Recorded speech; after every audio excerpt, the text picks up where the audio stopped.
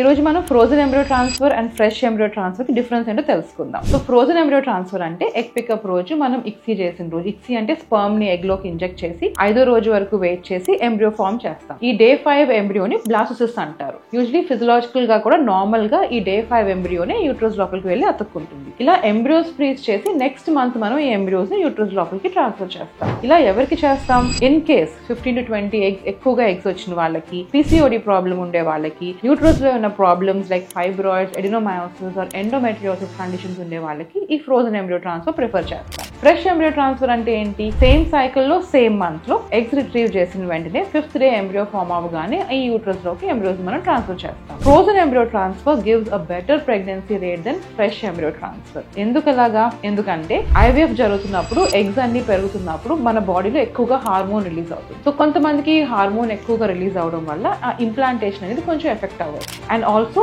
5వ రోజు మనకి ఎగ్స్ పెరిగాక ఎండోమెట్రియం మనం ఎలా ఉన్నా సరే we need to transfer it. So if the endometrium is very thin, usually we don't prefer transferring. On the 5th day we transfer the embryos into the uterus. So fresh embryo transfer kanna frozen embryo transfer gives us a better success rate.